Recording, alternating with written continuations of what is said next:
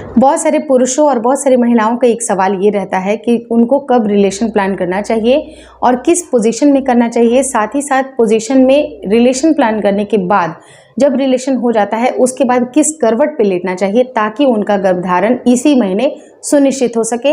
आज की complete video में सारी जानकारियां देने वाली हूं। अगर कुछ भी कंफ्यूजन रहता है आपको, आप कमेंट जरूर करिएगा, लेकिन मेरा 100% दावा है कि इस वीडियो को देखने के बाद आपका कोई भी कंफ्यूजन नहीं बचेगा। वीडियो काफी इन्फॉर्मेटिव है, प्लीज शुरू से लेकर लास्ट तक जरूर देखिएगा। नमस्कार दोस्तों, मेरा नाम हर्षिता वर्मा है और आपका मेरे चैनल ट्विंस बाय वर्ल्ड पे बहुत बहुत स्वागत है। कभी भी आपने रिलेशन प्लान किया तो आप ये बिल्कुल ना सोचें कि इस टाइम पे आपका गर्भधारण हो ही जाएगा, क्योंकि महीने में कुछ ऐसे दिन होते हैं जिसे हम लोग फर्टाइल डेज बोलते हैं। उसी फर्टाइल डेज में हमें रिलेशन प्लान करने से ही प्रेगनेंसी रुकती है, क्योंकि जो मेल के सेल्स होते हैं उनकी गुणवत्ता ये होती है कि वो 3 से 4 दिन तक जीवित रहते हैं और जो फीमेल का अंडा होता है वो मैक्स टू मैक्स 1 दिन तक वो जीवित रहती है। इसी टाइम पे जब अगर उन दोनों का मिलन होता है, उनका फर्टिलाइजेशन अगर सुनिश्चित हो जाता है, तब जाके ही आपका गर्भधारण होता है, अन्यथा आपका गर्भधारण नहीं होता है। दूसरा सवाल, आपका कोई भी पोजीशन पे लेना, मतलब कौन सा पोजीशन बेस्ट है, तो किसी भी पोजीशन पे आप रहिए, उससे कोई परेशानी नहीं है, बशर्ते कि हस्बैंड और वाइफ बिल्कुल कंफर्टेबल हों।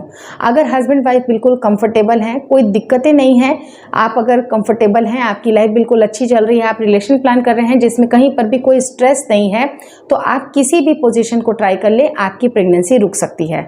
थर्ड इंपॉर्टेंट चीज़ क्या होती है कि जब हम रिलेशन प्लान करते हैं तो हमें किस करवट पे लेटना चाहिए। तो बेसिकली आपको समझने की इस तरह की ज़रूरत ये पड़ती है। बहुत सारे लोग आपको अंधविश्वास भी फैलाएंगे कि लेफ्ट करवट सोइए, राइट करवट सोइए, और पुत्र प्राप्ति और पुत्री प्राप्ति की भी बहुत सारी चीज़ें इसमें इन्वॉल्व होती हैं, लेकिन ये सरासर एक मिथ है। बहुत ज़्यादा इसके ऊपर आपको दिमाग नहीं लगाना है, क्योंकि मेन मकसद आपका है आपकी प्रेगनेंसी कंसीव होना। आपको लड़का होगा या लड़की होगी ये ऊपर वाले के हाथ में होता है, और बहुत सारे फैक्टर्स होते हैं और भी चीज़ें इन्वॉल्व होती हैं, लेकिन बेसिकली आपका कंसीव करना ज़रूरी होता है। लेकिन बहुत सारे लोग स्टिल कुछ चीज़ें पे विश्वास करते हैं। उनको लगता है कि लेफ्ट करवट सोने से बेटी पैदा होती है और राइट सोने से बेटा पैदा होता है, लेकिन इसको मैं आपके विवेक के ऊपर छोड़ती हूँ। आपको लगता है इस तरह का तो आप ट्राई करके देख लीजिए, लेकिन 100% आप इसमें श्योर हो ही नहीं सकते हैं, क्योंकि ये चीज़ें बिल्कुल भी प्रूवन नहीं है।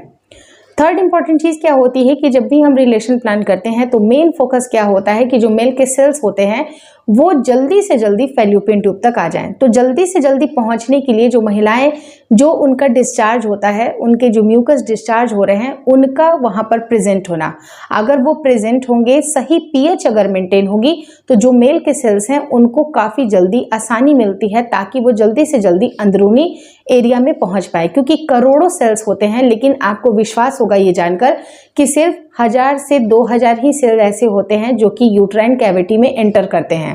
क्योंकि बहुत सारी महिलाओं को ना कभी इन्फेक्शन हुआ रहता है, या उनके पीएच अच्छी तरह से मेंटेन नहीं होते हैं, हाइजीन वो अच्छी तरह से अगर मेंटेन नहीं करती हैं, तो मैक्सिमम जो सेल्स होते हैं वो बाहर के बाहर ही वो डेड हो जाते हैं। तो जब ये डेड हो जाते हैं तो उनकी कोई भी वैल्यू नहीं बचती है। जो बचे हुए सेल होते हैं वो इंपॉर्टेंट है कि उनमें से 1 सेल 2 सेल वहां पर प्रेजेंट हो, और जल्दी से जल्दी कोई 1 सेल अंडे को निषेचित कर ले और जल्दी से जल्दी आपका फर्टिलाइजेशन हो जाए। क्योंकि फर्टिलाइजेशन अगर सक्सेसफुल हो गया तो इम्प्लांटेशन सिर्फ 10% ही ऐसा रोल होता है जो इम्प्लांटेशन आपको अगर सक्सेसफुल हो गया तभी जाके आपकी प्रेगनेंसी रुकती है। यानी कि आपको बेसिकली अपने सेल को इम्प्रूव करने की आवश्यकता है। मेल के जो सेल्स होते हैं उनकी गुणवत्ता होती है कि 3 से 4 दिन तक वो जीवित रहते हैं, लेकिन आजकल की जो लाइफ स्टाइल होती है जहाँ पर मेल को इतनी ज़्यादा स्ट्रेस होते हैं, काम का स्ट्रेस, पॉल्यूशन और न जाने क्या क्या चीज़ें होती हैं, जिसकी वजह से उनके जो सेल की क्वालिटी है वो कमज़ोर होती है, जहाँ पर वो 2 दिन तक ही मैक्स टू मैक्स जीवित रह पाते हैं। तो आपको उस टाइम पे ही रिलेशन प्लान करना चाहिए जहाँ पर आपको ये इन दोनों का एक्सपोजर मिल सके। अब महिलाएं भी होती हैं, जैसे जैसे उनकी उम्र बढ़ती है, जैसे जैसे उनकी लाइफ स्टाइल या फिर जो स्ट्रेस लेवल होता है, तो अंडे की भी क्वालिटी गिरने लगती है। तो मैक्स टू मैक्स वो 1 घंटे तक, मतलब 1 घंटे बोल रही हूँ मैं, मैक्स टू मैक्स वो 1 दिन तक जीवित रहती हैं। लेकिन बहुत सारी महिलाएं जिनकी लो AMH है, कई बार ऐसा देखा जाता है कि वो 18 से 20 घंटे के अंदर अंदर ही डेड होने लगती हैं। तो बेसिकली फोकस आपको ये इस बात का करना है कि ओव्यूलेशन डे के 3 दिन पहले और ओव्यूलेशन डे के 1 दिन के बाद तक भी आप रिलेशन प्लान करेंगे तो आपका गर्भधारण हो जाएगा।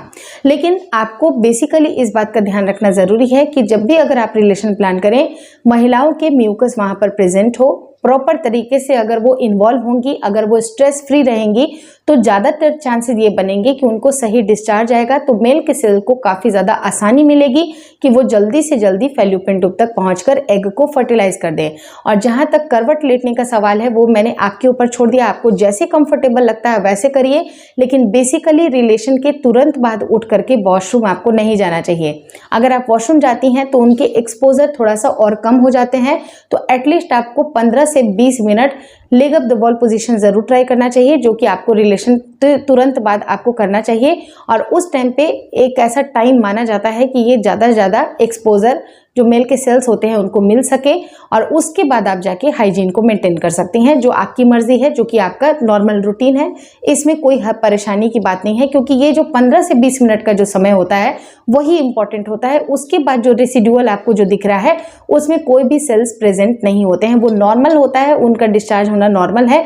तो इसलिए आपको घबराने की आवश्यकता नहीं है, आप उसके बाद जाके अपने आप को क्लीन कर सकते हैं।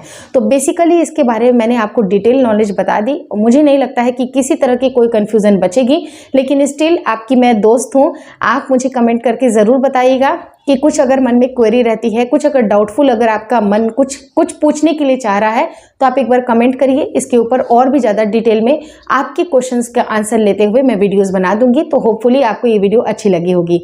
अगर अच्छी लगी तो लाइक करके मुझे मोटिवेट करें, और मुझे इंस्टाग्राम पे और फेसबुक का जो मेरा पेज है उसको लाइक और शेयर करना बिल्कुल ना भूलें। Thank you so much for watching to inspire world.